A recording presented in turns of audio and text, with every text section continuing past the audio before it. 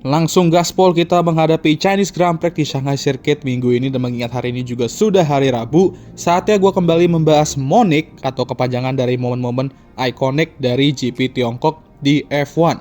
Karena F1 udah balapan di sini dari tahun 2004 juga, jadi sudah lebih dari 20 tahun F1 balapan di sini sehingga Monicnya pasti banyak. Tapi seperti biasa, gue akan pilih 5 aja untuk Monic gue di GP Tiongkok menurut keyakinan saya ya, jadi tanpa basa-basi, langsung aja gue mulai.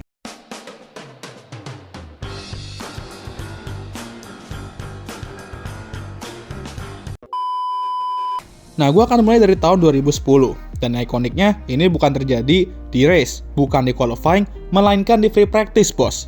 Dan di FP1 pula, di mana masih awal mula race week ya kan.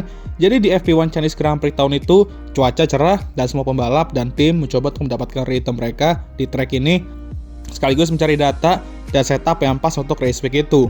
Nah, tibalah pembalap Toro Rosso, Sebastian Buemi, yang sedang ngebut-ngebutnya di lurusan sektor 3 sekitar 300 km per jam ya. Kencang banget ya. Dan OTW menuju breaking point yang benar-benar keras dan menuju salah satu hairpin tersulit di kalender F1. Saat sudah mau menuju hairpin itu, seketika bisa-bisanya suspensi kedua bannya rusak dan meletus. What? Gile nggak tuh? Untungnya runoff di sektor itu emang lumayan panjang sehingga benturannya nggak begitu keras. Jadi kok bisa sampai kayak gitu? Nah, hal ini disebabkan oleh kerusakan pada komponen penopang suspensi depan kanan yang patah saat pengereman mendadak di tikungan tajam turn 14 itu, yang mengakibatkan roda kedua juga patah. Jadi kesalahan teknis di bagian suspensi. Tapi yang terpenting, Sebastian Buemi mampu lolos dari crash itu tanpa mengalami cedera atau apapun itu yang mengerikan. Walaupun momen ini terjadi di free practice, tapi karena saking mengerikan insiden ini yang bikin dia jadi diingat gitu. Ya mirip kalau kalian putus sama pasangan kalian ya pasti momen-momen mengerikan menjelang putusnya kalian bakal ingat karena saking ikoniknya. Next kita ke 2018. Ini merupakan salah satu balapan di mana pembalap Australia yang bernama Daniel Ricciardo menunjukkan skill late braking-nya yang kemungkinan besar akan sangat jarang kita lihat di regulasi baru ini. Jadi Danny Ric saat itu di Red Bull-nya start di posisi ke-6. Di mana pada era itu ketika lu berada di top 3 tim, P6 itu posisi paling bapuknya, jadi ya gitu kurang lebih. Dia start dan masih di posisi ke-6, cuma semua berubah ketika terjadi safety car pada lap 30. Dua Red Bull mampu pit untuk ban baru, dan ketika Max Verstappen pakai mode kamikaze-nya ke Sebastian Vettel, Danny Ric dengan tenang menyalip satu persatu rival-nya. Pertama dimulai dari Lewis Hamilton, lalu menyalip Seb untuk posisi kedua, dan manuver ini nih yang akan selalu kita ingat, khususnya oleh fans Danny Ric. Di lap 45 menuju turn 6, Danny Ric sedang mencoba untuk menyalip Valtteri di Mercedes-nya untuk pimpinan balapan. Nah di sini, Danny Ric kelihatannya ingin menyalip dari sisi inside, tapi dia sedikit ragu karena gap-nya perlahan menutup. Tapi ini Danny Ric lah bos, prime Danny Ric ya kan? Ada gap sekecil apapun untuk dive bomb,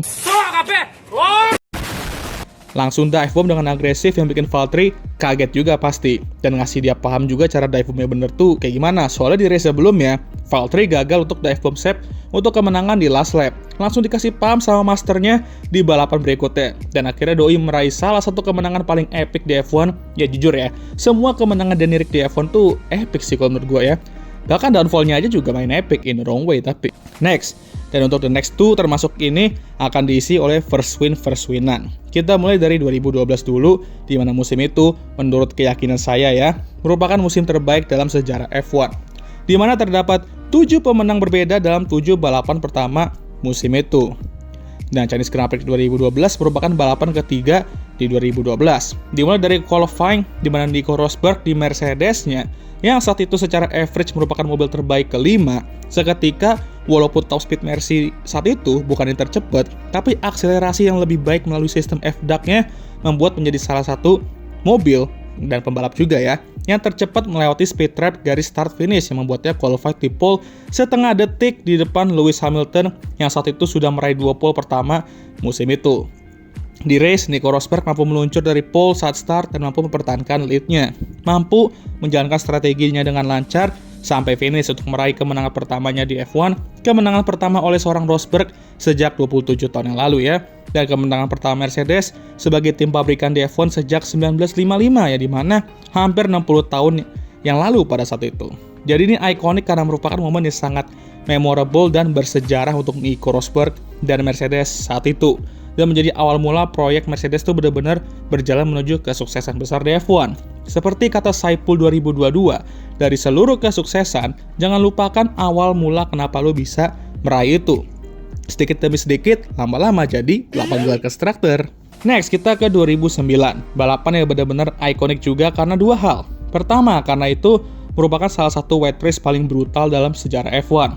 Kedua, karena sejarah baru tercipta untuk tim minuman berenergi berbasis di Milton Keynes ini, yaitu Red Bull Racing. Tahun dimana Brown GP menggemparkan dunia F1 dengan double diffuser mereka sampai Adrian Newey juga saat itu di ronde ketiga ini gak ikut turun ke Shanghai biar bisa ngurus double diffuser milik Red Bull sendiri.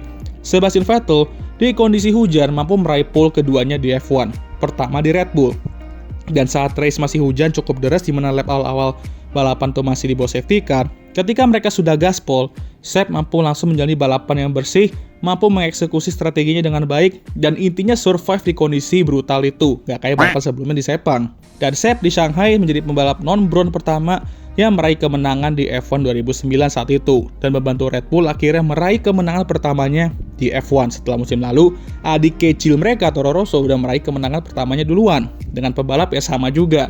Udah gitu untuk mempermanis momen itu, Mark Webber juga mampu finish kedua untuk membuat Red Bull meraih 1-2 juga di race mereka raih kemenangan pertama kali. Sama kayak Mercy tadi 2012, ini menjadi awal mula pilar-pilar kesuksesan Red Bull terbentuk untuk kedepannya. Bahkan musim itu mereka nyaris saja jadi Jordan seandainya bisa koleksi poin lebih banyak pas era Brown lagi sangar-sangar ya. Cuman 2010 sampai 2013 lalu dilanjut dari 2022 sampai 2023 mereka menjadi juara konstruktor.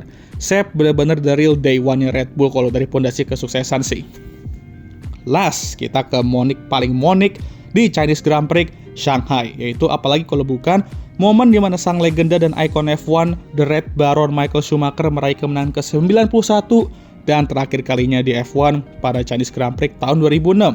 Di periode itu, Michael yang sudah mengumumkan bahwa dia akan pensiun setelah musim ini masih memiliki chance untuk meraih gelar Jordan ke-8 melawan juara dunia bertahan yaitu Fernando Alonso di Renault-nya.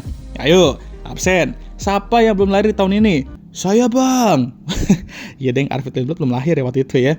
Nah, qualifying bukan hasil yang bagus, cuman posisi ke-6 dan saat itu hujan deras turun sebelum balapan yang dimana akan gak menguntungkan banget untuk tim yang pakai ban Bridgestone. Salah satunya ya Michael Schumacher di Ferrari-nya. Tapi Michael pada lap 14 sudah naik ke posisi ke-4 dan ketika trek mengering, pembalap dengan ban Bridgestone mulai unjuk gigi dan Michael mulai mengejar dua Renault di depannya karena dua-duanya mulai struggling dengan ban Michelin mereka. Nando juga terlibat dalam beberapa drama pit stop lambat dan terus struggling dengan bannya membuatnya turun ke posisi keempat dan 50 detik di belakang pimpinan balapan di periode itu. Menyisakan Giancarlo Fisichella dan Michael Schumacher untuk merebut pimpinan balapan dan kemenangan. Michael mampu memanfaatkan Giancarlo yang sedang kesulitan menghangatkan ban dinginnya dari pit dan menyalipnya untuk pimpinan balapan. Walaupun Nando udah dapat momentum di akhir-akhir dan pace-nya meningkat banget ya, setting fastest lap after fastest lap, bahkan sampai dikasih lewat sama rekan timnya, itu tetap nggak cukup untuk mengejar Michael yang berhasil memenangkan balapan ini. Kemenangan ke-91 sekaligus merebut pimpinan klasemen dari Nando di mana jumlah poin mereka sama menuju dua ronde terakhir itu. Dan kita semua tahu endingnya seperti apa ya. Oke lah, segitu aja untuk video kali ini. Gimana menurut kalian? Apa monik Chinese Grand Prix di Shanghai menurut keyakinan kalian? Mungkin ada yang belum gue sebut, nah tulis aja di kolom komentar kalau ada yang belum disebut di video ini.